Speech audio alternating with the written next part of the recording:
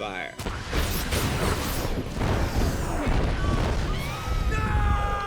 I get involved with the sound design very early on. When I'm doing picture cutting, I like to have a library of sound effects that I can throw right into the cut, as the picture and the sound need to evolve simultaneously.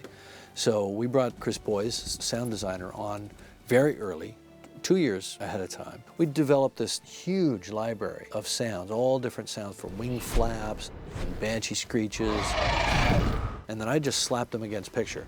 So in a way, my selection process was not a review process. I was actually cutting. I'd say, oh, I like that sound, I'd put that in. And that's how I created the specific vocabulary, drawing from sounds that Chris had proposed for these different things. While the sound that we've created may have originated from an animal or a jungle ambience or even a helicopter, by the time that my crew has taken it and we manipulate it in such a way that it becomes something unique to Avatar that has a grounding in reality so that the audience can sort of understand the sound and relate it to the real world.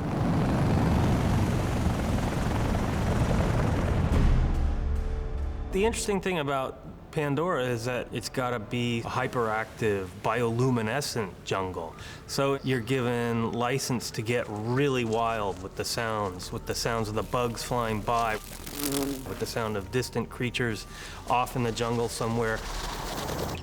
Just with the dripping of the leaves and everything, you can get sort of more immersed in it, and you're allowed to let sound sort of play that role of wrapping you up in this world. This jungle is so saturated with colors and things floating in the sky that you've never seen before. For instance, the first time that Jake finds himself lost in the forest, you hear distant calls from all around of creatures that you can't really put your finger on what this creature is, but it's not a comforting call. And meanwhile, as you go down into the forest, you hear sort of sounds of scurrying animals all around you, but you can't really figure out where they're coming from.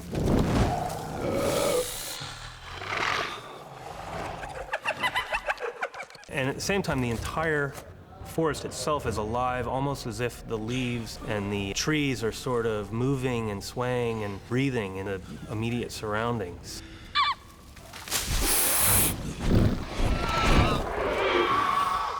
The Banshee, to some extent, I sort of related it to a flying horse, if you will, because like a horse, it's a creature that is wild and then becomes domesticated like a horse. The cry itself was the hardest part. I experimented with a tremendous amount of large raptors, birds, as well as a lot of baby creatures, baby cougars, baby swine, baby cubs of various different natures. And I just started building a palette of calls and sent them down to Jim, and he started picking some of the ones that he liked. People have talked a lot about the Na'vi language and what it took to build the Na'vi language. They never talked about the Banshee language, but there is a Banshee language. It makes all kinds of different sounds, and those sounds mean different things. There's the distant call, and then there's a kind of a greeting cry, and there's a threat hiss, and they have different levels of aggression. And then there's a kind of little squeaky shriek that it makes when it's stressed and it submits away from an encounter. And then there's a threat display, roar.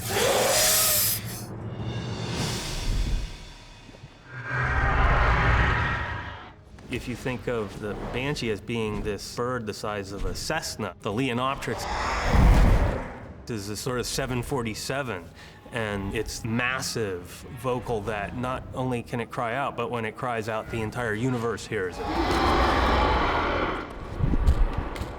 This huge, chesty, rumbling cry with a sort of very powerful note of terror in it.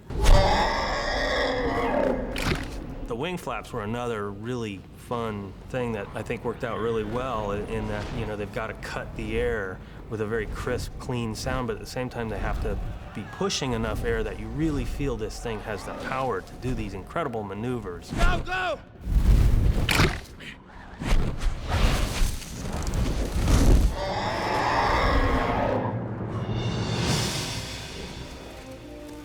The dire horse was a sound that Gary Rydstrom and I created that as a bark element for a creature in Jurassic Park. Jim liked that sound, and so I took some walrus and African crane sounds and sort of created the same thing, doing with different creatures. And in the end, we sort of went back to the original recording of the mating tortoise and developed a new version of it. And now in the film, there's a little bit of both, but they all live in the same sort of world, and it's very much a honking bark.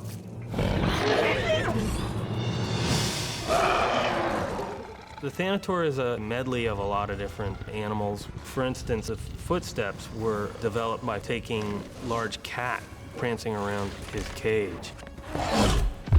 And it has a leopard cry that's very much its signature. I remember reading the script and thinking, oh no, this guy's gotta be really badass. And at the same time, have a lot of components based in rage, but also sort of raging frustration.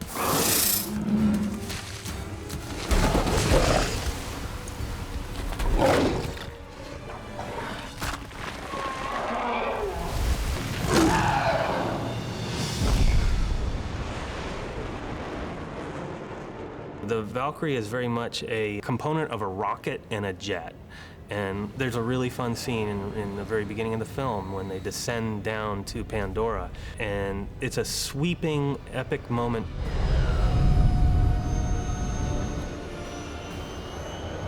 We sort of built the rocket rumble to be this big, low-end, weighty component, and then the jet component, sort of a high-frequency component, to leave room for the music to breathe and live, and it's very effective.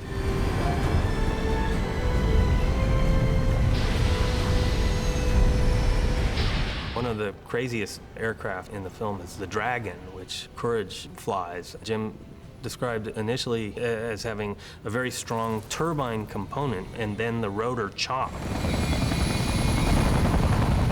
We built all sorts of different sounds of the Dragon, the Samson, and the Scorpion. And it was important to us that you could tell, that's a Samson, that's a Scorpion.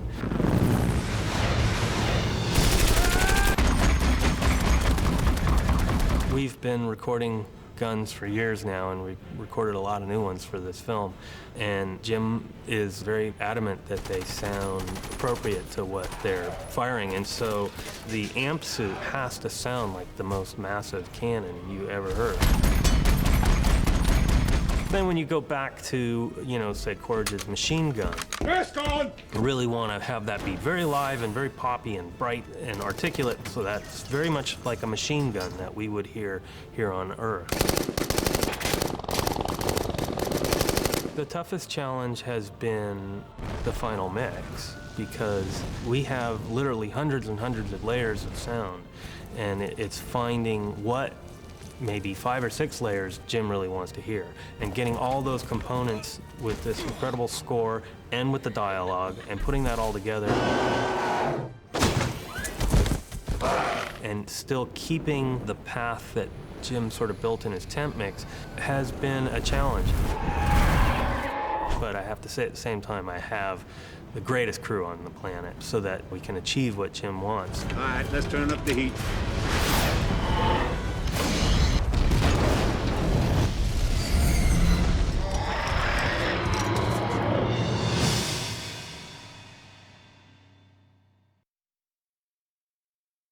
Action!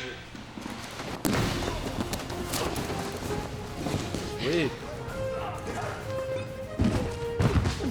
I actually had started thinking about the movie and, trying to do some ideas for the movie. And I took a bunch of stunt people on our own and we started doing some ideas for the film. And then I finally got to come in and meet, John Landau and, James Cameron. And they looked at some of the stuff I had done and, thought it was interesting, and I thought, let's, use you as a stunt coordinator. And so I got to read the script, and then we started choreographing. Okay, so we pull him in, headbutt, smashed inside of his leg. Brought in a lot of different stunt performers, male and female. We had to design not just the stunts, but also the movements that would be associated with the Navis. These creatures on this planet can move like lemurs, jumping from limb to limb on a tree, and run as fast as any kind of panther or cheetah you'd see through a tree, and move like a cat, but still they're two-legged, human-like creatures. So we had to design fight scenes that would help those movements out. We had about a month and a half to start doing some kind of training with the actors, before the movie. We worked with them on how to fly with a wire, run and jump with a wire, and do some of the different movements in the fights. It's a lot more difficult than I would have thought. We had to constantly be on them every day about how they were fighting. We had to take Sam and teach him how to be military as well, so we got him a military trainer. So someone came down and showed him what it's like to hold a gun and all the other things that would be associated with being a Marine, which is the character he is. Sam's a surfer, and so when I started talking about flying the Banshees and the Leonopterics like a board sport, like this kind of athletic thing, he really got into that. And so when it came time to ride the Leonopter, he's got this whole other thing, because he has to fly, he has to hold on with one hand, and he has to fire a .30 caliber machine gun, door gun from the helicopter with his other hand. So Sam and I worked together to come up with these kind of surf-based moves. Zoe was great with movement, We taught her how to run, how to jump on a wire, how to shoot her bow. I love it. I was a dancer for 10 years, and I always wanted to do a film where I was physically challenged, not only mentally. Garrett, he has this vast knowledge. Not only can he do like a martial art thing and not make it look really artsy, and he can also do like a natural thing without making it look too primitive, and it's sort of like a blend. Good. There was a person that we used to teach her wushu, and his name was Keith Cook. The wushu training lent itself greatly toward these Na'vi beings because, that Chinese style deals with animal styles. So we wanted them to have more of a animal kind of a movement while still being human being-ish. The biggest set pieces for the stunt department really have been this thing that we call the beanstalk, which is actually a bunch of huge rocks entwined inside of vines that are being held and suspended in air by mountains, and we have to go through not just climbing rocks, but also how to climb through the vines and jump from space to space because the rocks aren't together. They have to be able to jump from one rock to the next rock and then climb vines the way that the Na'vis would. We have one fantastic performer. His name is Ilram Choi. He's got to be able to do not just a flip and a spin in the air and hit the ground, but Ilram gets to be Sute's double. But also sometimes we might use him to do a move for Natiri. He might be a hunter or he'll be a soldier. He was even one of the amp suits that was being developed in the beginning of the movie. Another stunt performer, Alicia Vela. She's a gifted dancer slash gymnast slash stunt performer. She's doubling Natiri, but she also gets to double, other female performers and sometimes even a soldier here or there. Yeah. Another stunt performer that we have is Ruben Langdon. Great stunt performer, hits the ground harder than anybody I know. We had our virtual stunt team, and then we had our live action stunt team, and they were run by Alan Poppleton. Garrett had sent me down his stunt breakdown, and different scene numbers that we had to work on, different gags that were related to those scenes. Door gunners are getting pulled out of Samson choppers by Banshees. Also some stuff that happens in the Dragon. Multiple stunts and sequences where troopers are getting taken out. Probably the most technical movie I've been on. A challenge for everybody, but I think it's going to be a wicked product at the end. Jim's great, he's a practical person. He's either on the camera or he's getting in there showing the actor how they should be falling over or how they should be holding the weapon, and he's very clear on what he wants and what he doesn't want, but definitely keeps you on your toes.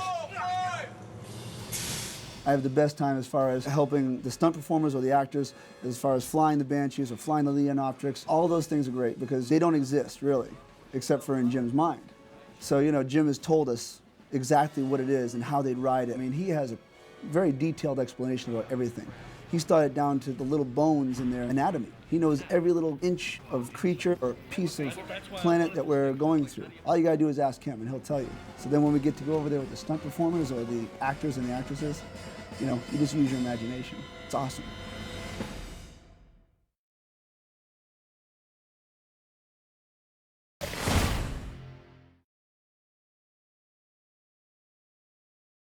Okay, here we go. 3, 2, 1, action! The thing that's hardest to understand about all this is we actually created two completely separate camera systems that had completely different jobs. Playback, action! One was our virtual camera system to capture actors in a virtual environment, and the other one was to shoot live action actors and sets in 3D. I fell in love with 3D when I made my first 3D film, which was in '95, and that was T2 3D.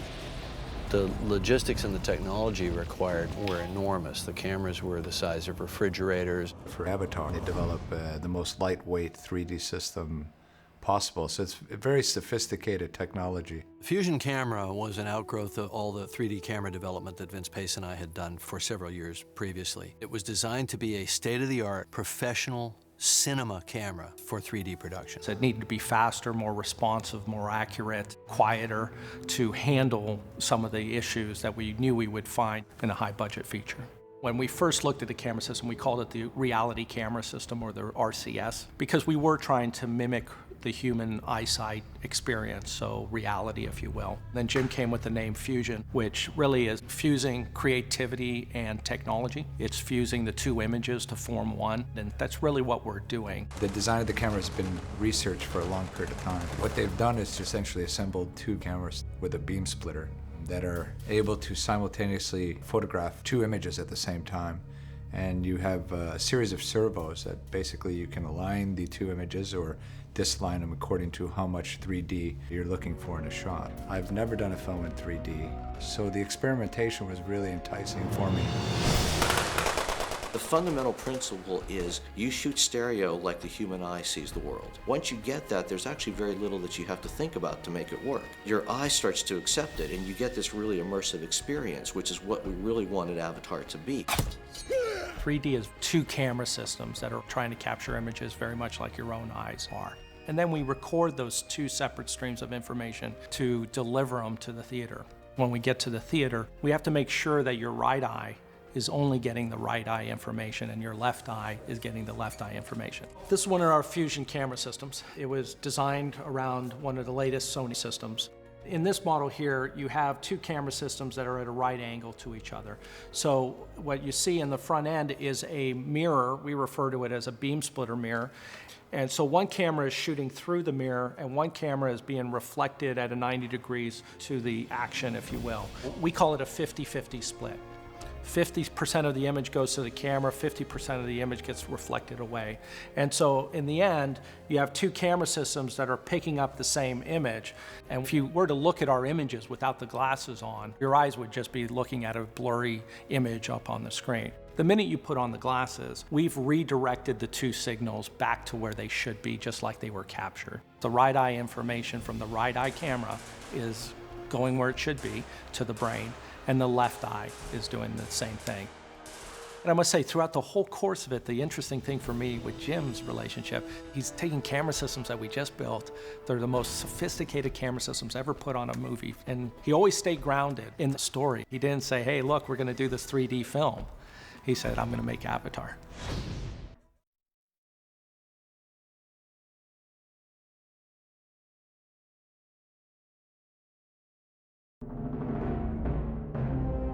One of the biggest challenges on this movie was James Horner's.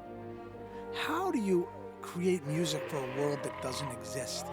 When Jim wanted him and challenged him to combine indigenous sounds into a traditional cinematic score. But James was there all along the way. Came down and visited us in New Zealand. He came to the set when we were filming the scenes that had the music. He had to create music early on so that we could play it back during certain scenes. And I would say so many of the processes on this film were evolutionary. James would go off and he'd compose some stuff to templates of scenes, and then I'd get the music. Scenes would still be changing, the cut would be changing, and I'd put the music in, shift it around sometimes, say, hey, what about this? He'd say, oh yeah, that's great. He'd actually orchestrate it to fit more my cut of his sketches. So it was a very give and take process.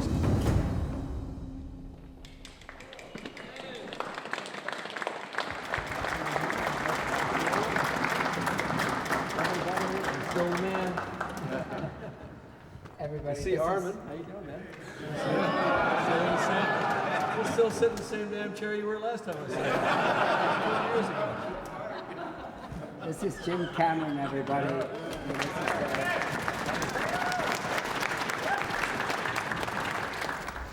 The first thing James did on this film was bring in an ethnomusicologist and start collecting sounds, vocal sounds and various different instruments from around the world.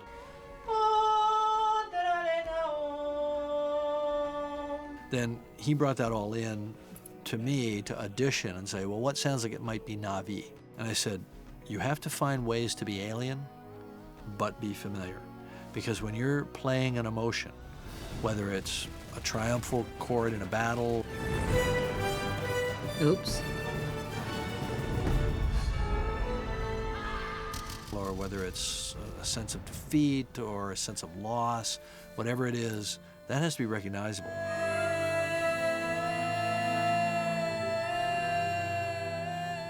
And he organically integrated that into what I think is his best score.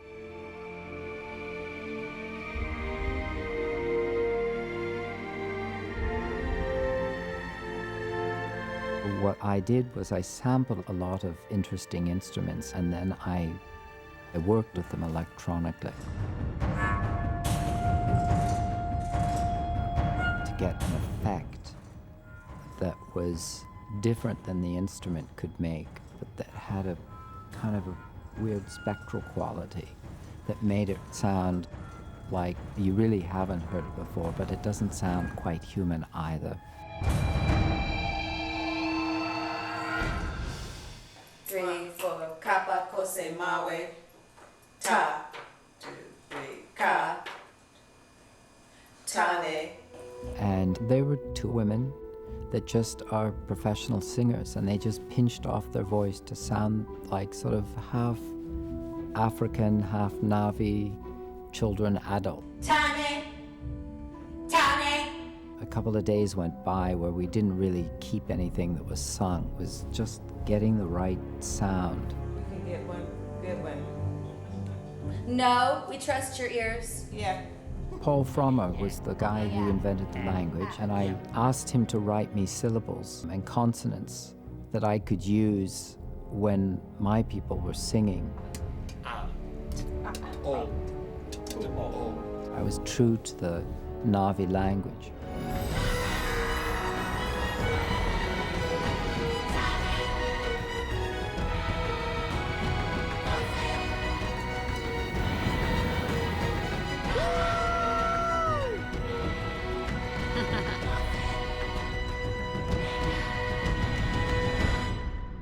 We've been doing this a long time. This is the most fun we've had in a long time. And I think it's incredibly powerful. And I think he gets to these amazing kind of spiritual moments. He gets to these, huge, epic, heroic moments.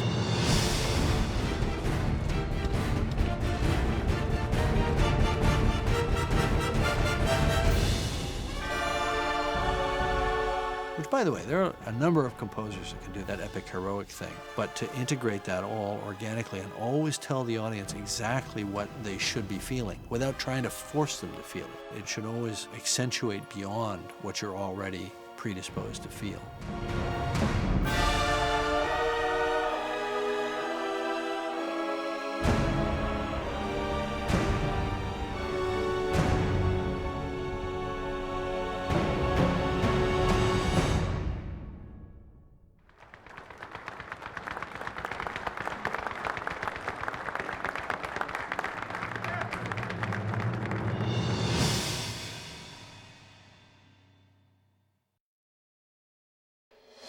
The idea was to take a motion capture stage and have a camera in it that the director could work with in real time.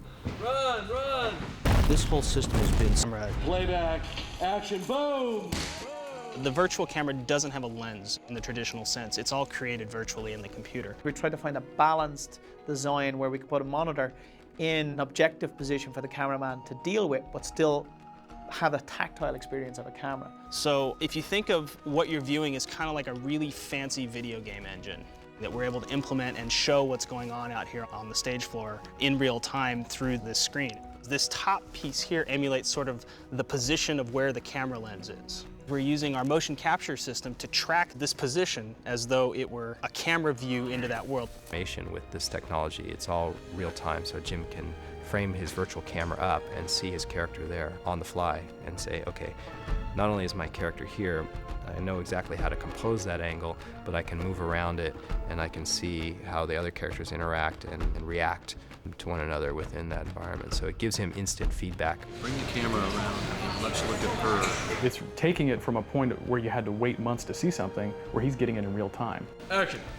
This is him holding the camera, exploring these environments as if they were a live action set, with performers that in his virtual camera look like the characters that are in the film, the fantastical characters that are in the film. of sort of video game-like controls to it so that you can dolly yourself around, scale yourself up and down, you can make yourself a crane, you can put yourself on the back of a flying ship and act like you're doing air-to-air photography. All of these things are available just purely within this handheld device. It doesn't feel computer generated. It feels very alive and lifelike. You're watching yourself and the motion capture illusion that they created in a computer at the same time. Wow. What we did was we said, well, we have a fully virtual world. Let's shoot it in a fully virtual way. It's basically as close to live action as one could get in a CG-invented world. Cut.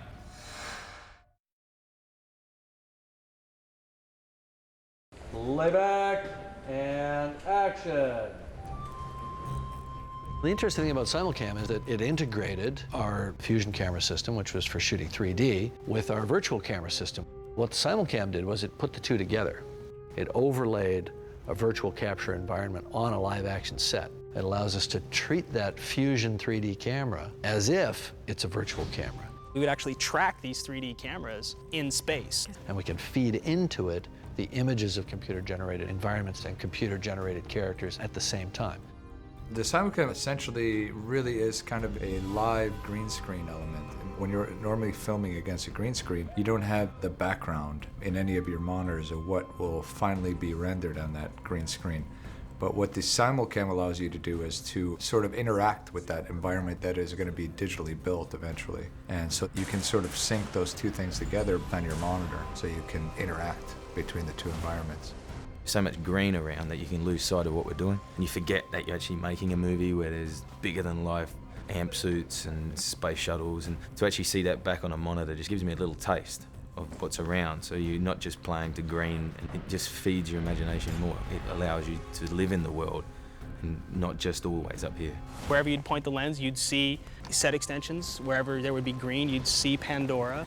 Let's say that I have a scene with humans interacting with an avatar, like when Jake and Norm wake up in the laboratory. That's fine. Okay, good. Just take it nice and slow. We were in there literally with handheld cameras pointing at a blank gurney. Are you feeling lightheaded or dizzy? And there's Jake. Are you wiggling your toes? I can see Jake in my monitor as a computer-generated character in the live-action scene. Sit down, Jake. Listen to me.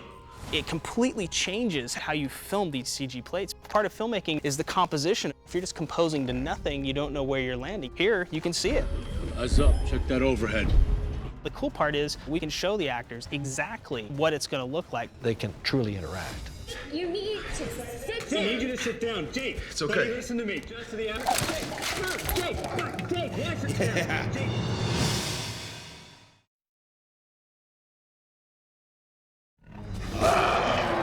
Thanator is the king hell predator of Pandora. I visualized it in the writing as a six-legged, armored, panther-like creature. You have like big teeth and this sort of muzzle that comes forward. And Jim had been very clear about certain aspect that he wanted, which is this fleshy kind of pads, right, that lie flat, except as a threat display, when it's about to attack, they flare out. Again, that all pretty much comes down to Jim and his sketches. You know? I think it went through some detailing passes, but pretty much that's his creature. One thing that he added to the design were these flaps on the sides of the mouth that sort of roll back as it's getting ready to bite your head off. Just brings you up another notch. What about this one? Run, don't run, what? Run! Definitely run! We were shooting these Thanator sequences, and we started with having Ruben, our stunt double for Sam, running from the Thanator and getting picked up by the Thanator and shaken like a rag doll and thrown on the ground. And, I mean, these are just amazing stunts. I mean, just the energy, the force that was generated and that he was able to withstand. The way that Thanator flings him on the ground is pretty amazing. You know, the punishment that he took, you know, in the name of art. And then the Thanator was animated to match those movements, and then Weta sent that animation to us, and then I put the cameras on it. And that idea that we would not just be sending everything unidirectionally to Weta, but that we would send them something, they would send us something back, then we would send them more. It became kind of a feedback loop. But it got more sophisticated later, because when we were doing the big fight between Quaritch's amp suit and the Thanator at the end, we had to figure out how to choreograph this fight. And for me, I was all about trying to do things I could direct, that I could actually get involved in. So we decided to have Alicia, Vela Bailey, actually be the Thanator. Then later, we also captured Zoe as Neytiri, riding the Thanator. So here Zoe is essentially riding the motion of her own stunt double. It's all very bizarre, you know, how this works. But we put Zoe on this Thanator mock-up, which was really just this kind of thing that we grabbed, and myself and the stunt coordinator, Garrett, and a couple of the other stunt guys, we just grabbed this thing and we tried to shake it around like a bull at Gillies, see if we could throw her off. I don't think we ever threw her off. The Thanator is a medley of a lot of different animals, you know, modified. And it has a leopard cry that's very much its signature. I remember reading the script and thinking, oh no, this guy's gotta be really badass. And at the same time, have a lot of components based in rage, but also sort of raging frustration. A Thanator is like a great white shark is to a scuba diver. It's just death. When it comes after you, it does not stop. It just digs everything out of the way. When it's toned you up as a target, you're not gonna make it.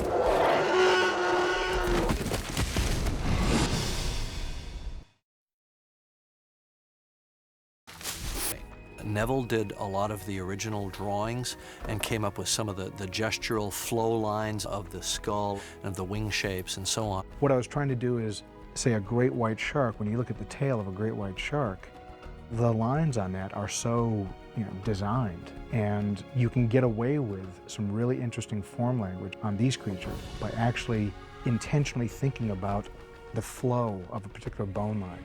And it really lent itself to some unique forms. It has to be able to fly, and not just fly like any bird, it has to be a stunt bird, because in the movie, of course, this thing isn't just kind of flapping along. We had to make sure that the design allowed the creature to move the way it needed to move. It needed to take off from a hanging position, almost like a bat. It can land and take off from a limb or something that it can grip from below. You see all this different behavior from the Banshees, and very little of it is explained, if any. It all has to be just intuitively grasped by the audience. We came up with the idea that it would actually have 4 wings. Just as the creatures all have an additional limb, so they're 6-limbed, the Banshees actually have an additional wing. In fact, if you watch closely, when the Banshees are really trying to get power, like on a takeoff, or on a rapid climb, or when they're being pursued, say, by a Leonopteryx or by a gunship, they are using that aft wing, which we call the canard, for more power. And we had to figure out how does a 4-winged creature fly? What does it look like? How does that aft wing work in conjunction with the forward wing? And it turns out that it actually flaps just a tiny bit later, so that it forms like a power cycle. Stan Winston's guys under John Rosengrant came in and reworked the head a little bit to work on the architecture around the mouth. The Banshee's mouth is very complex. It has what's called the maxilla of a barracuda, which gives it the ability to open very, very wide. And it also has a kind of snake-like ability to rack its teeth forward. A venomous snake will move its fangs forward and back like this. Well, we took a whole row of teeth and racked them back. The purpose of that was not just to make it fierce when it opened its mouth. The purpose was so that it could have an almost beak-like look when we didn't want all those teeth, so that when Neytiri is, you know, petting the head of Seize, her banshee, it seems more bird-like. And then later, when it opens its mouth and flares its teeth out in that big threat display, we see that the business end of this critter is really not something you want to mess with. The Banshee has these huge scythe-like claws, which are on an appendage that's called the alula. That's what it's called in a bird. It's very much like the finger of a fruit bat. The Banshee's alula, its claws, were used to hook onto cliffs, hook onto trees, and so on, and also presumably in an attack, that's what it would capture its prey with. And the Alula also has a little steering vane on it, and when it goes into a steep dive, it folds its wings all the way back, pushes the Alula out to the side, and uses those steering vanes to guide it in its dive when it's falling at terminal velocity.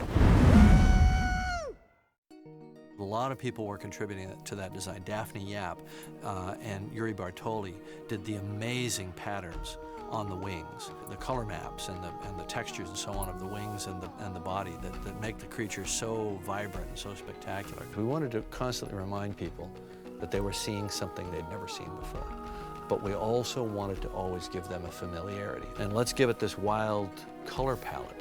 So we looked at the colors of poison dart frogs and tropical reef fish for the patterns on the wings. I think the last big design hurdle was the Banshees coloring, where after the Banshees were done and Weta had them and they were rendering them, Jim had this idea for the color scheme. So I ended up going in and painting very, very high resolution renders of these Banshees. You know, like a digital camera takes 10 megapixels or 12 megapixels, but I was painting like 190 megapixel images. You know, it's like every little pore, every little fractal detail in there, which was something Jim was very specific. I has to work on all these levels because we get so close to it. I'd be in the middle of building a set for the virtual camera system, and then he would go, this Banshee's not working, I need some design on this. So I'd jump onto that horse and start painting furiously and trying to figure out the color scheme, and Jim would come up, no, make it more blue. No, it's too blue, make it more green. Okay, put some yellow stripes in there, that looks cool. So again, these are all his creatures, ultimately, you know. Jim would often say, it's an alien planet, so anything goes. And these creatures are extremely colorful,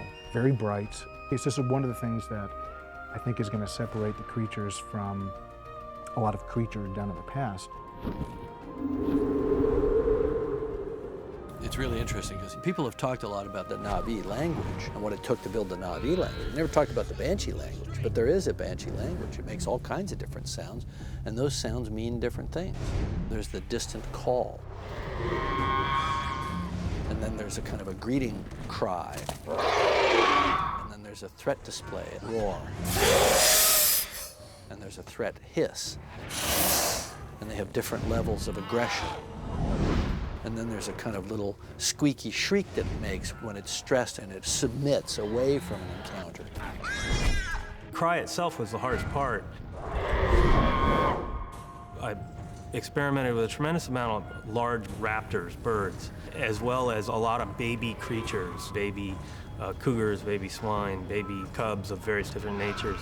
And I just started building a palette of calls and sent them down to Jim, and he started picking some of the ones that he liked. So he really built a path for us to follow. Our movement coach, Terry Notary, performed some of our creature movements. When we were filming flight paths of the Banshee and we had our little maquette puppets that we were capturing, Terry actually flapped his arms as he was the wings of the Banshee.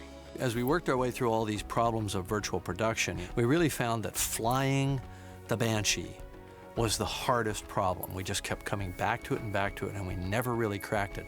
We started off thinking that, well, when you want to bank the Banshee, you lean into it the way you would on a motorcycle. That turned out to be completely wrong, because if the Banshee banks that far and you bank even farther, you're going to fall right off head first. So it turned out that we had to do the opposite. As the Banshee banked left, the rider had to shift their weight to the right to maintain a center of gravity. So it turned out to be the team to do all those moves. Then the rider would have been just along for the ride. They would have always been reacting later to what the Banshee was doing. But these people are supposed to be riding and directing the Banshee with the power of their mind. So they needed to move together. They needed to move in this perfect flow, or even initiate the move. And so that's what you see. And then we've had to figure out how to do it all in sync with the flight path we had created. We created these flight paths, had all the bank maneuvers in them based on the terrain and the timing of the shot. So now we had to have the actors banking in time with the flight paths. Bang. Level. Flare. Flap. Flap. Flap. Jump. And again, that was done manually, so it had this really organic quality. And I think it's just stunning the way Zoe looks riding her Banshee and the way Sam looks riding his Banshee. They just look so perfectly attuned to those animals.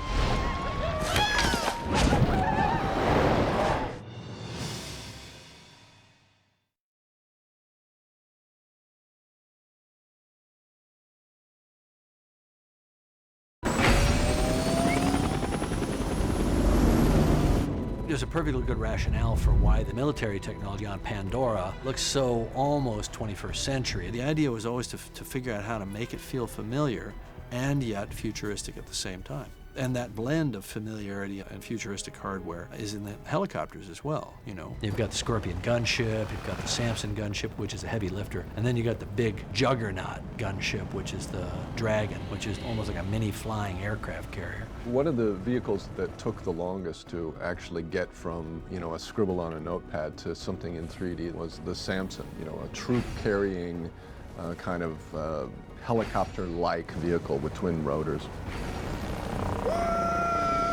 In the process of developing it, you know, we had to go through and really evaluate, like, what would these surfaces do, how would these rotors work, and Jim knew all about how he wanted the tilt rotors to operate. We had that all figured out according to his understanding of the technology. So Steve Ingram and his team of effects wizards, you know, the practical effects guys down in New Zealand, built this Samson mock-up, and it was amazing. It was actually fun to fly around in that thing. It felt like a real helicopter.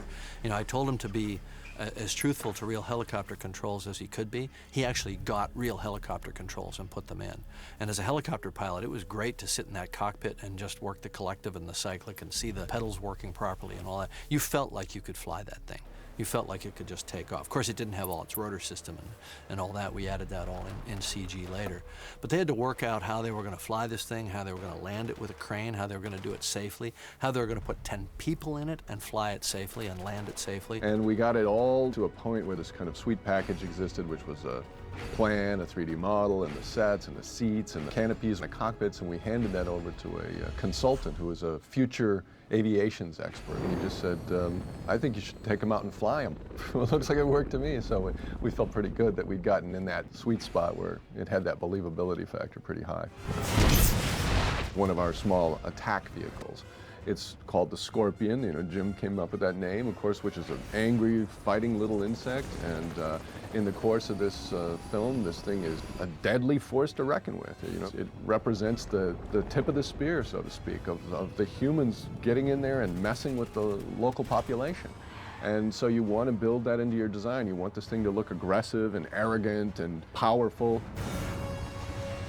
The speed at which they all proceed and the way in which this battle unfolds will be identifiable as more like the Vietnam era type of war attack sequences. Jake, you copy? We're falling back! We're getting hammered! When you get into the Dragon, you're really getting into the territory of the fantastic. And Jim always referred to it as a fantasy vehicle, in that it's supposed to have a signature to it that is really memorable, and it's going to have its own kind of iconic feel to it. So the design kind of grew out of a quick sketch that Jim had provided me, which was basically the idea of a poster bed arrangement of large fans, these big rotors. So the whole idea was that it has this muscularity. Jim always talked about it as being a super muscular vehicle, which is kind of based on the Osprey, which, again, it feels very real, it feels very believable to the audience, but it pushes beyond just the day-to-day normal kind of technology, and then it's got these wild shapes and these multiple flight compartments. This kind of helps pull it all together and make it seem real, although it is pretty fantastic.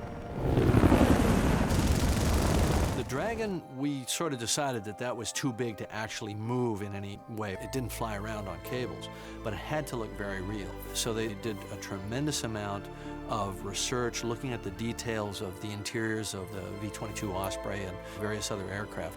And the inside of this thing is so perfectly detailed that you believe that it's a real aircraft. And I think the finish work that the New Zealand set builders did is just incredible on this movie. I've never been in sets this good. And I think I might have scared them a little bit and said, look, we're coming with our 3D high-definition cameras, and there's no place to hide. Everything has to look real. But they stepped up to that challenge, and I think everything does look real. When you're approaching things, even inanimate objects, oftentimes you'll find, if you listen carefully to what the director's saying, or if you just think about it in terms of the story, they do have to have a narrative quality to them. And so you want to build that into your design. You want this thing to look just powerful. And so you do bring the emotional ideas into the process, and you, through the skills that you've developed and your understanding of forms and other technologies, you try to eke your own little kind of poem, if you will, of technology or shapes that read whatever the story component is, and that's what you hope to get on screen.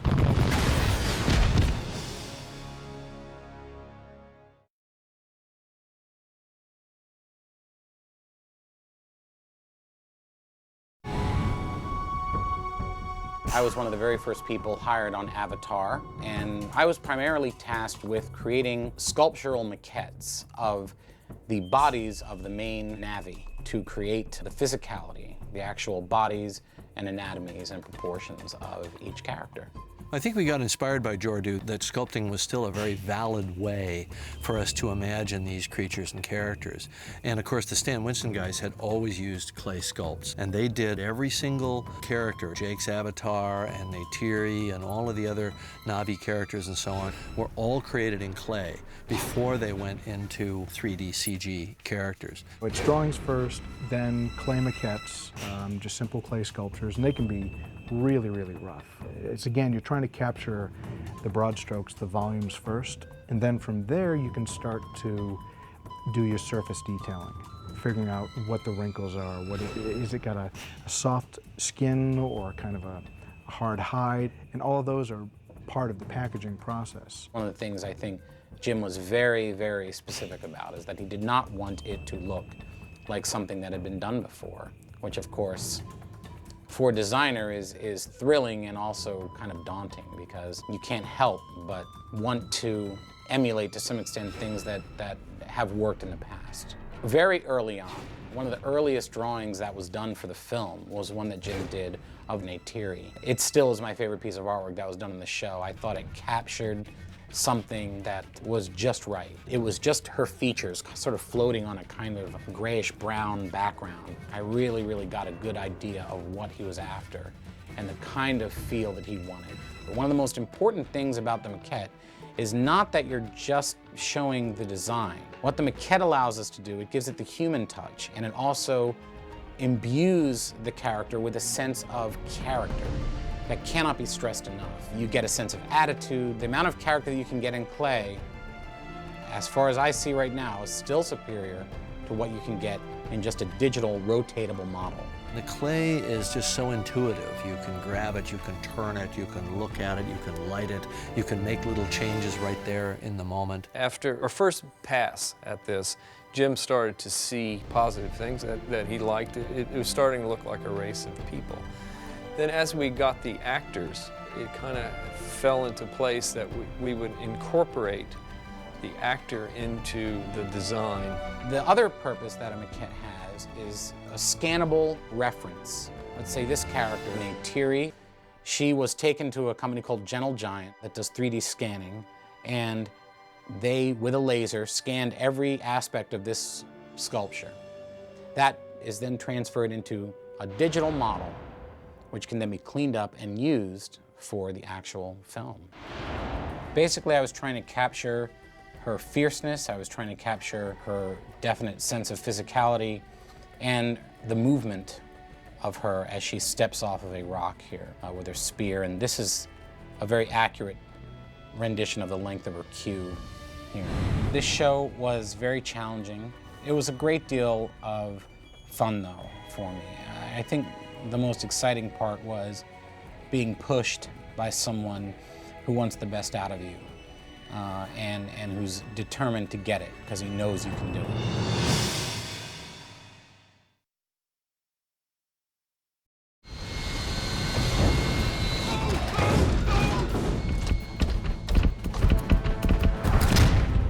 Well, this is the amp suit. Basically, in a nutshell, is an amplifier of a human operator. It's, super hydraulics are all very strong, so they can crush buildings and do all the things that like a tank would do. The AMP is an acronym for Amplified Mobility Platform. In this particular instance, the amp suit itself is more like a vehicle. The operator stands in his canopy and is in an interface that takes his movement and translates them to the outside limbs, so that when the operator moves its hands, like let's say 10 inches, the machine might move it 20 feet.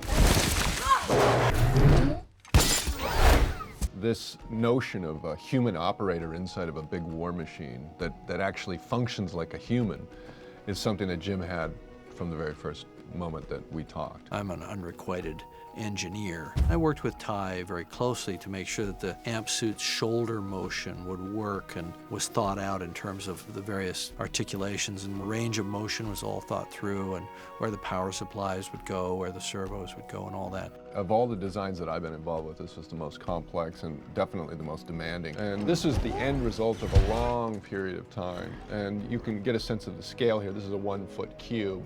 So this is a 13-foot tall vehicle. And again, you know, this one I think more you can see that the canopy is very much like a traditional helicopter canopy. And then the suit itself is very kind of simplistic in the sense that it doesn't have a lot of artifice, not a lot of extra parts in that whole Japanese anime kind of way, but very much like construction, heavy military, just badass ass-kicking kind of machine technology. Charlie 2-1, watch your spacing. Eyes up, check that overhead. Everything about this machine works properly. There's no cheats here. It's not going to be one of those magical machines that's going to do things and you're going to go, well, I guess it could. These shoulders work properly. These are all figured out so that these radiuses work, and it duplicates all the motion of a normal human being. As we got into the production and actually needed to physically build some of the things, we realized that Stan Winston Studios was perfectly suited to build things like the amp suit. And they went and they manufactured the amp suit. Not an easy piece to figure. There was engineering behind it. It had to stand up. It had to work out there on the physical set. We had to be able to take off the cockpit and put it on a motion base and operate it that way. We had to be able to take off the canopy. The canopy had to be able to open and close. And they did all of this, and they handed me a guide to parts of the amp suit. And it was like a modeler's kit guide that they gave. And it was how to assemble an amp suit. You know, we kind of call it an Apache helicopter with legs. The soldiers use these things for both work purposes and going on patrol. There's a neat interface going on. All right, ladies, let's bring the pain. We've been recording guns for years now, and we recorded a lot of new ones for this film. And Jim is very adamant that they sound appropriate to what they're firing, and so the amp suit has to sound like the most massive cannon you ever heard. Light 'em up! Such an important part of Stephen Lang's character, Quaritch, was the amp suit. Just as the riders on the Banshees were perfectly attuned to their mounts, to their creatures, Quaritch is perfectly attuned to his amp suit. He's driven that thing for so long. He's so dexterous. You see that he moves and it moves in perfect harmony. The amp suit was an extension of Colonel Quaritch. He is a warrior. He is an amp suit samurai. He can do things with that suit that probably none of his other troopers can do. That makes him a very formidable enemy at the end. And when Neytiri leaps on him with the Thanator, you think, it's all over, buddy. You are going down. And I think the audience is surprised when that doesn't happen, and he turns the table. Come on, come to Papa.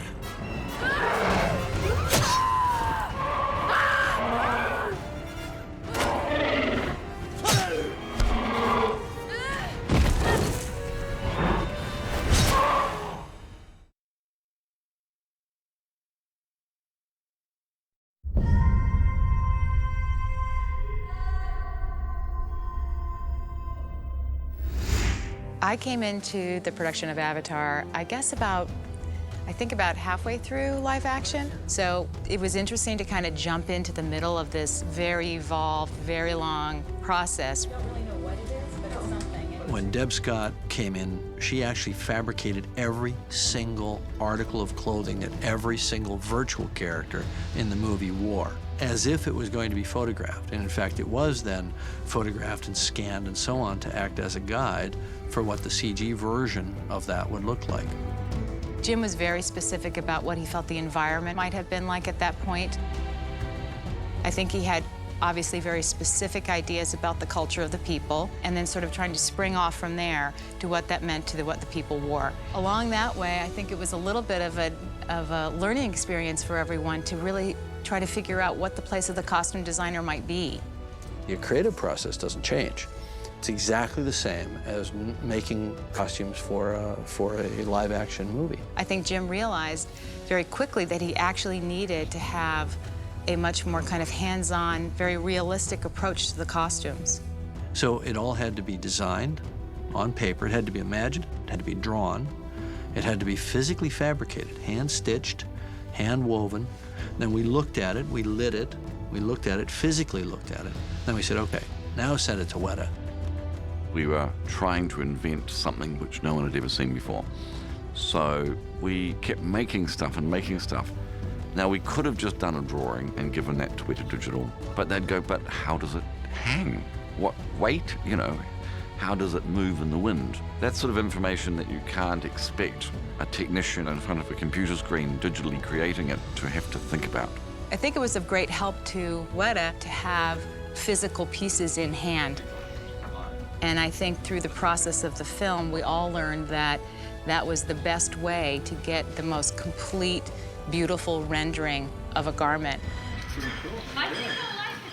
What Jim wanted to portray in the Na'vi people is actually a tribal look that was unique, but yet tribal and soft and beautiful, organic, reflecting the kind of philosophy that the Na'vi people live, which is very utopic and happy. We look at all the major ethnic, tribal parts of the world, Africa, Mexico, Mesoamerica, Indonesia, Maori, many tribal parts of the world. What we tried to do with the costumes is that if you look at these pieces, and maybe it's only a tiny little neckband or a single strand of something, but when you look at each thing, they are so intricately woven. There's leather and fiber and seeds and beadings and pine cone pieces and all sorts of things like put together to make a very, very complex object. You can't go straight from imagination to CG. It won't look real. You have to make a physical thing. It's the same thing that I thought when I saw the film, is what I tried to do with my part of the costumes, was to take a piece and want to go inside of it and see the story that it told. Collaborating with Jim Cameron is actually an amazing experience, and I say that with, you know, just such respect for him, because he has the ability to keep an entire movie and a visual movie in his mind.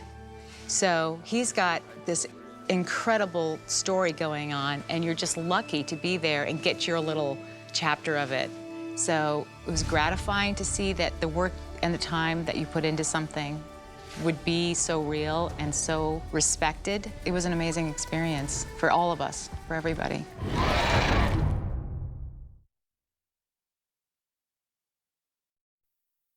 Navia.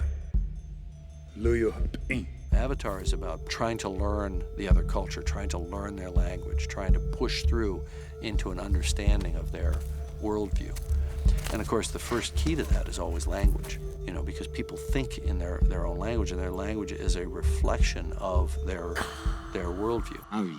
Nari. Nari. Nari. Navi. Now, I had done some of that stuff before I ever met with a linguist. I was just basing it on my sort of, you know, casual acquaintance with some Polynesian languages, some other languages that had these kind of various, you know, symbols and indicators for pronunciation. So I wrote it as N-A-apostrophe-V-I so that it wouldn't be Navi or Navi.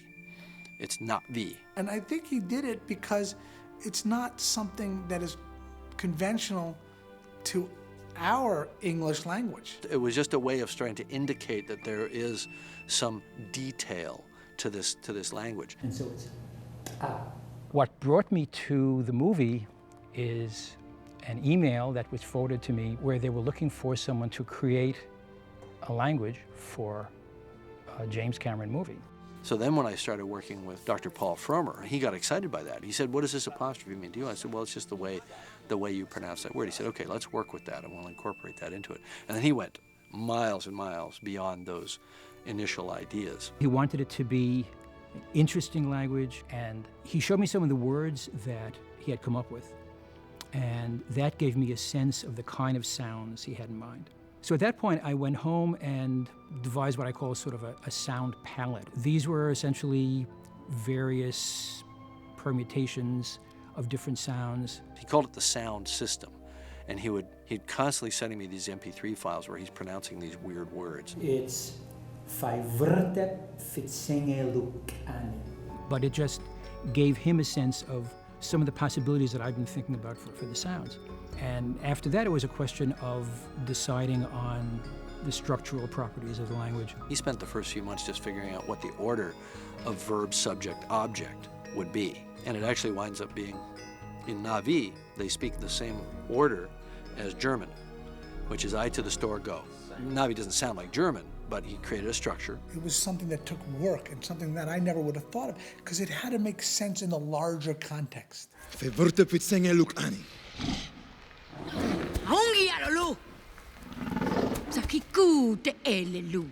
All the lines that were to be spoken in Na'vi first appeared in English. And then it was up to me to turn that into Na'vi. So it was once I had the elements of the language in place, it was pretty much a translation exercise.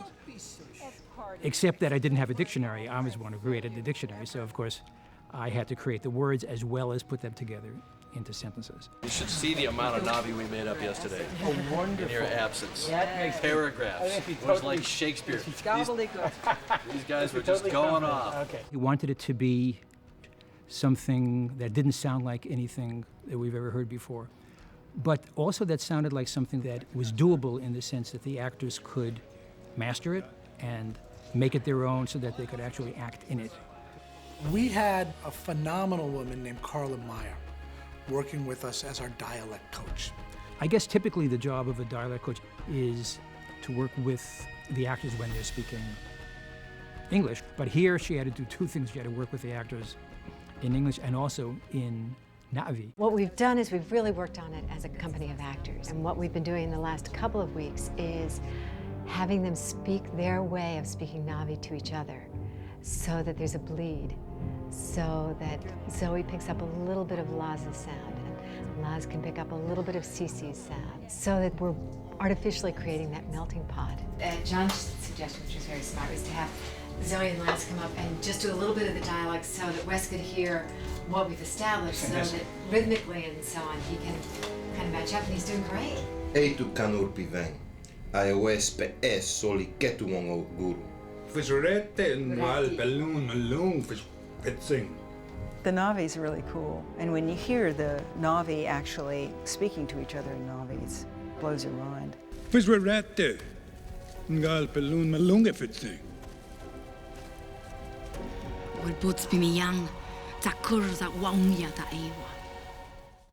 The problem was that nobody spoke Na'vi. So the question is, what were we going to establish, and then how was everyone else going to meet that criterion? So I basically said, Zoe, you get to establish what Na'vi sounds like and what the Na'vi accent sounds like, because you're the one with the most lines. And then everybody else is just going to have to try to match you as best they can. Let me hear this line as written in Na'vi. With any accent, you have to feel that it's not a hindrance. It's, you know, it's part of your costume. It's part of who you become. So, you know, clearly what we were doing is we were trying to match a standard that Paul Frommer had created. But to the extent that the accent was really up for grabs. Paul was creating a language. He wasn't creating an accent. It's very hard because how do I speak English with an accent? I barely speak English all in itself. So we had to come up with a brand new accent that nobody had ever heard before, and yet it had to be something that she could act her entire part in. To me, it's been the most challenging thing, is to speak English with a Na'vi accent. Well, this is your fault. They did not need to die. My fault. They attacked me. How am I the bad guy? Your fault! Hey, woo. Your fault! Jim's vision of Pandora was mind-boggling. Just meeting with him and then presenting things to him and getting his reactions back were very encouraging. And so building on what he had come up with originally and then hearing his responses to things that I had come up with really allowed me to go, I think, in a direction that's worked out pretty well.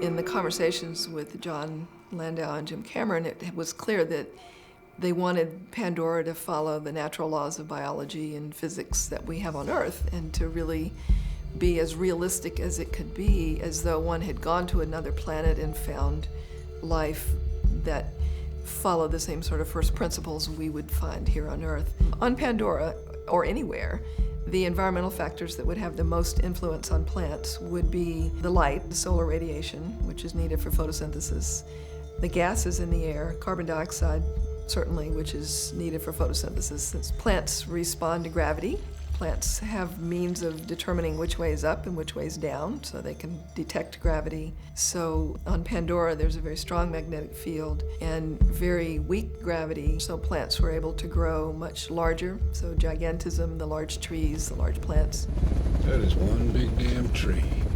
On Pandora, it was really clear in the movie that all the animals were able to communicate in some way with each other, and it appeared that they could communicate with the plants as well. One of the things that I suggested that was incorporated into the movie was this idea of signal transduction, which on Earth we know is how plant cells communicate with each other. Amazing, isn't it? So that is signal transduction. That conceivably could, in a different environment, perhaps explain how plants and animals might communicate. Hear them. You know, the bioluminescence of the plant life on Pandora was really obvious, and it's what most people noticed first about the plants. In fact, the scene where it first appears, Jake is walking in the forest using fire to lead his way, and once Nateri puts out the flame, the forest is seen to glow, and that's when the audience too first, I think, takes in a collective gasp and sees that these plants are really there and they're really fabulous.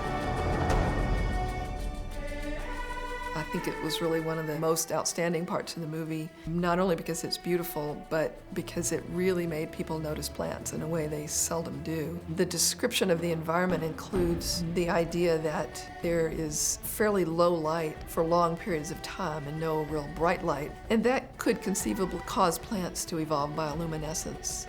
And again, in the movie, you don't really have an explanation given to you, but if one were to think about why that might have occurred or what the adaptive value would be, it could be to attract nocturnal pollinators or dispersers. Or if you carried the plant and animal communication out further, you might think, well, the plants were maybe providing signaling to the Na'vi or to other animals. So I infused as much real science as I could in describing these plants that were not real. What we think we know is that there's some kind of electrochemical communication between the roots of the trees, like the synapses between neurons. Well, Sigourney loves preparation, and she loves to really absorb everything she can about a character. And of course, her character is a botanist. She's a scientist. So Sigourney consulted with a botanist when we went to Hawaii, and she learned about sampling. She learned about the taking of notes in the field and how you take samples and how you keep them uncontaminated and so on. So we made up a little sample kit of instruments for her, and she went out into the forest and she started to think like a botanist. She started to look at the world as a scientist looks at the world. And it's so great when actors can ground a performance in some sense of reality. This is a strawberry guava? Yes, it is. Well, you learn a lot in an afternoon, don't you? We went to Hawaii because Jim wanted us to experience a real rainforest. So we went to Kauai, and we had 3 days in the rainforest. And it was very useful taking samples. There was a Hawaiian botanist there showing me and Joel how to take samples. And it showed me how stressed the landscape is by the mining and by the clear cutting, because it's almost as if this rainforest is one complete organism. The wealth of this world isn't in the ground, it's all around us. Avatar obviously has a strong environmental message and a conservation message, which is very near and dear to my heart as well. I'm a very passionate botanist. I've spent my career as a botanist. The message in Avatar of conservation and living in harmony with nature is one that I think resonated with many, many people, many viewers of the movie. People just thought it was a very lovely story and a very strong message that one should take seriously. In addition to promoting the idea of living in harmony with nature and conserving the environment, Avatar has done something for botany that I think no other movie has ever done. And what I hope is that this just continues to be something people think about and revel in, because all of the blockbuster status and the 3D technology aside, this movie has done probably more for conservation of biodiversity of plants than many scientists in all their collective careers could have hoped to do.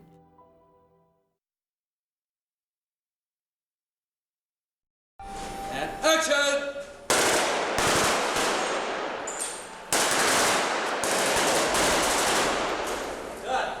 Here we were in New Zealand, and we were just finishing up our work, and as we were saying our goodbyes on the set, the stunt coordinator came up and said, the stunt team has something that they'd like to give you. And I turned around, and here they all were, these New Zealand stunt guys. Some were Maori, some were not Maori, but they were all New Zealanders, and they had all worked on this haka.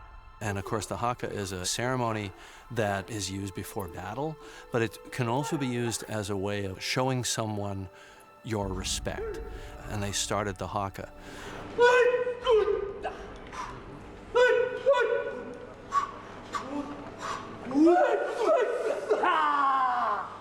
And what this haka does, if translated, is it challenges you to continue to do your best. And that was their way of saying, New Zealand thanks you for bringing this project here and for making us a part of it. And it was a very, very emotional moment.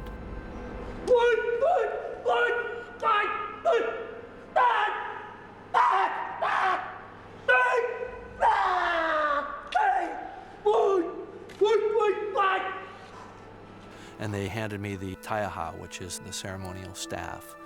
And it was very funny because my driver, Grant Roa, was standing next to me coaching me because he's Maori, and he said, don't break eye contact when they bring you the taiaha. Do not look away. And I said, or what? What are the consequences of that?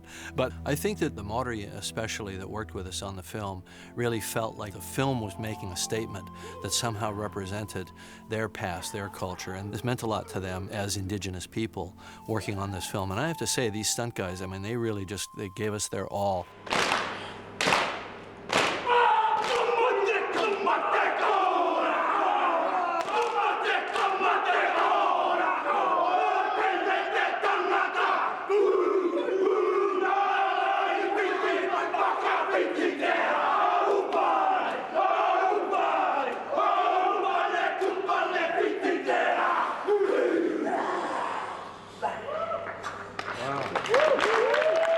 I mean, there's such a great spirit there in New Zealand working with them, just the craftsmanship that they bring, the energy they bring, the excitement in each one of these highly excellent and professional artisans in New Zealand, but they still have that passion to do great work. We'll be back. All right. So after my experience in New Zealand and my connection with the Maori people there, I thought, wow, we should incorporate something of this into the Na'vi culture. So I asked for their permission, and in fact, what they allowed to happen was the writing of a new haka that incorporated some of the Na'vi themes and ideas. And so they created a whole new haka, and 4 New Zealand stunt guys practiced it, and they came over to LA, and we actually captured it. Now, in the fullness of time, it turned out that the film was way too long, and there just wasn't time for it. There wasn't room for it. But we did the capture, and it's quite remarkable. E ai o tā rākau tau matua, tēnei au te taki atu nei o te kao o te riri e, he kupu i anoa tua whakarere. Ka kapatironga e, ka kapatiraro e, whakarongo mai ki e nei kupu, anga tamara e, o te pariri e! Mairanga te ati tipua! Mairanga te ati taniwha! Mairanga te ati nahi e! Iko te rangi, hangaru e te wharua, heke te taua, te uru, tapua iwa e! Mairanga te ati tahito, I te kopu, parawara! Te uru tipua, e tu te kura, takamuna e! Pepe e la oki, hei te ati, ngāki e ora e! Ka patua takatu, watarangi, toi tu, te whanua, toi tu, te iwi ki uku e! Takau tāna! Heke tonu, au e ka whiua te ika, I te ati, ki te unga.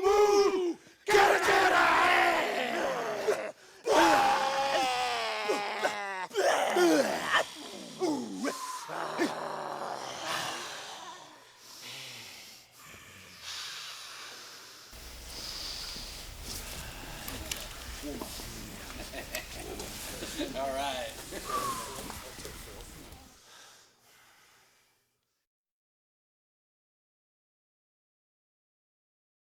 The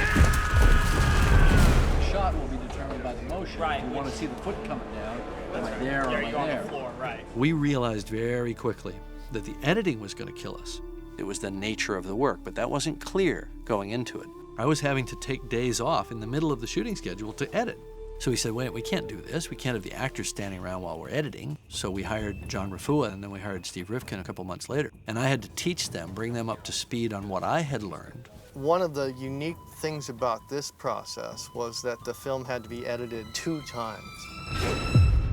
So a lot of movies, you go out and the first thing that you do, you set up the shot, what it's going to be, a close-up or a medium shot or whatever it is. And action. Then you work with the performances to work for that shot. But the way Jim did this, which is really something different, is that on the performance capture stage, all he had to worry about was just basically the performances, without worrying about whether the light is right, whether the camera angle is correct, whether it's in focus or any of that. None of that he had to worry about at all.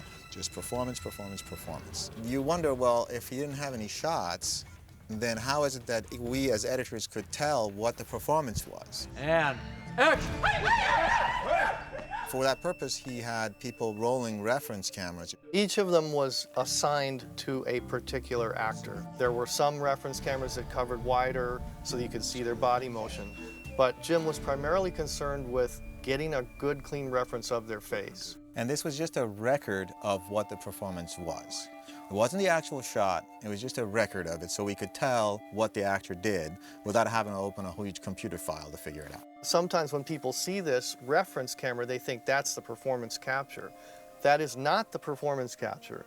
That is a video reference of what the many cameras on the ceiling of the volume captured. It was the longest time before they really sort of got the idea that you cut the performance, but you can't say, okay, I'm going to close up here and then I'm on a wide shot, because I might not do that. Don't try to cut the scene. Try to imagine what the shots might be later when I go direct those shots. They were going crazy. I said, look, it's Zen editing. You're editing without shots.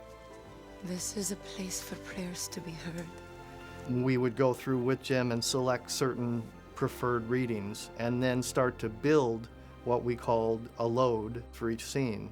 This would consist of preferred performances from each of the actors. We call this Utraya Mokri, the tree of voices, the voices of our ancestors. So this is a very simple construct of a 2-character scene. Here's an example of a scene that almost broke the system. The volume was capable of capturing perhaps 10 or 12 characters at a time. So the crowd was captured in tiles or quadrants, if you will. Normally, as editors, we don't have to worry about what crowd performances to pick, but in this movie, we had to actually go through and pick the crowd performances. Once you pick the performances, then that is the performance that's going to be used. After all that performance capture work and all the performance editing and everything that it took to prepare these scene loads, we now had to generate the actual shots that we were going to cut with. Let's do a take. Okay, roll video. Ready? And playback. There's no actors present on the set, and he's out there with this virtual camera playing back their performances from sometimes months before. Okay. Again, please. Shooting as many times as he wants. The actors will always be perfect because it's the selected performance. Cut. At this point, he's no longer concerned with getting the performance. Action. He's all about the environment, the way the shot design is coming together, the lighting, the props. If he needs a tree moved closer, he can do it. If he wants to move a mountain, he can do that. Yeah, beautiful things. So he's had the freedom of working exclusively with the actors to get their performance. Now he has the freedom to exclusively work on shot design. And cut, save that please. We had to get every shot exactly perfect, the way it needed to be in the final film. And this is where it was done. This was really, in a funny way, one of the most creative parts of the process, because this is where I was making up the shots. I had my actors' performances, and they were wonderful, and we had worked so hard on those. But now we're figuring out, what's a close-up, what's a wide shot, what's a helicopter shot, what's a dolly shot. Playback. This is what he sees in his virtual camera when he's shooting. The actual facial capture is too complex to map onto these characters. So this is kind of a low-res version of what would ultimately be finished. The camera moves themselves are being recorded and adhered to through the entire finishing process. Now, we finally have the normal dailies that you would have to cut a scene. This is a place for prayers to be heard. And this is all getting streamed right into our Avids while we're on the stage, so we can actually take this footage at the level that it's at and build and edit while he's shooting. And he would come over and say, oh, let's see what you got so far, and then he'd start building on that. Let's add a shot here. Let's do a close-up here or a bridging shot. There's this interaction with the director, but not in a director's cut. It's actually while you're shooting. For editors, we never get that chance. We're always, seeing what they did and maybe thinking, well, maybe they could have done this, maybe they could have done that, but we were there while it was being created. We had a great breakthrough when that started happening, and then it just became the norm. We were always cutting while he was shooting. And then, of course, we put the scenes together and we turned them over to Weta. One of the wonderful things that happened is that when the render would come through as a final and you'd see the glint in an eye or that little crooked smile that you had selected a year and a half before, and you go, my God, that's just amazing that the actor's performance is coming through. But I just want to say thanks. When I came on the show, Jim said to me, we're all learning from each other. We're just making this stuff up as we go along. It kind of evolved and we learned from each other and found a way that was efficient in terms of how to approach this, what had never been approached before. Yeah, we figured it out pretty well by the end of the movie.